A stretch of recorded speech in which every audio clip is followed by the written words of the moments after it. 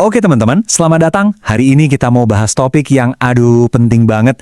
Gimana caranya mengenali serigala berbulu domba, alias guru-guru palsu yang mungkin ada di tengah-tengah kita. Nah ini dia, peringatan dari Yesus sendiri kan? Ini yang jadi dasar dari semua yang akan kita omongin hari ini. Kita akan banyak mengacu pada analisis mendalam dari Matius 7 dan ayat-ayat terkait lainnya. Jadi, kita udah rangkum nih dari berbagai sumber teologis buat kasih Anda kerangka yang jelas dan gampang dimengerti. Oke, kita masuk ke bagian pertama, ancaman dari dalam. Ini penting banget buat kita sadari ya. Ancaman terbesar itu seringnya bukan dari luar, tapi justru dari tengah-tengah kita sendiri.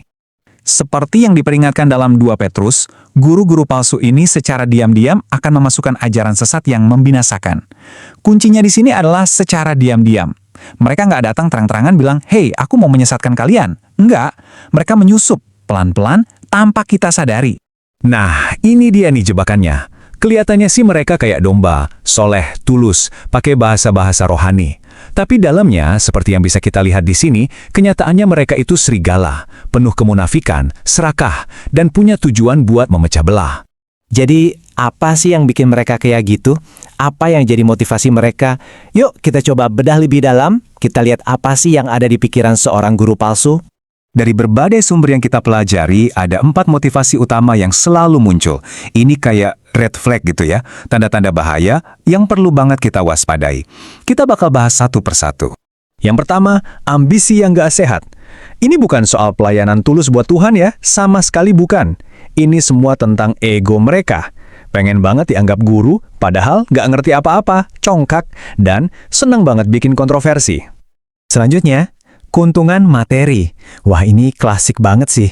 Mereka itu mikir kalau kesalehan itu cara buat jadi kaya. Jadi mereka itu pada dasarnya jualan firman Tuhan. Slide ini nunjukin dengan jelas banget gimana mereka manfaatin orang lain buat memperkaya diri sendiri. Motivasi ketiga, hawa nafsu. Ajaran mereka itu seringkali cuma buat memuaskan nafsu mereka sendiri. Kitab suci dipelintir seenaknya buat membenarkan dosa, buat membenarkan amoralitas. Mereka bahkan ngumpulin pengajar-pengajar lain yang sepemikiran buat memuaskan keinginan mereka. Dan yang terakhir, perpecahan. Bukannya bikin jemaat bersatu dalam Kristus, tujuan mereka justru sebaliknya. Bikin perpecahan, bikin rintangan-rintangan yang aneh-aneh yang bertentangan sama ajaran yang sehat. Mereka ini justru hidup dari konflik. Oke, jadi gimana caranya kita bisa lihat lebih dari sekedar penampilan luar dan motivasi mereka? Gimana cara kita menilainya secara objektif? Nah, Yesus kasih kita tes yang sangat jelas. Lihat buahnya. Dari buahnya lah kamu akan mengenal mereka, kata Yesus. Dengerin ya, ini bukan cuma kiasan loh, ini beneran alat praktis loh. Semacam alat diagnosis yang bisa kita pakai buat bedain mana yang asli dan mana yang palsu. Jadi gimana cara kita menguji buahnya? Gampang, ada 3 langkah yang bisa Anda pakai. 1, cek doktrinnya. Bener nggak sesuai Alkitab atau malah suka melintir ayat? 2, lihat karakternya. Apakah kelihatan buah roh di hidupnya atau malah buah kesombongan dan keserakahan? Dan 3, nilai dampaknya. Apakah dia membangun jemaat atau malah memang memangsa yang lemah dan bikin perpecahan? Visual ini ngerangkum semuanya dengan sempurna kan? Lihat deh bedanya. Buah yang baik dari guru yang benar, hasilnya gereja yang sehat yang bertumbuh. Sebaliknya, buah yang buruk dari ajaran sesat, ya ujung-ujungnya perpecahan, pertengkaran, dan kehancuran rohani.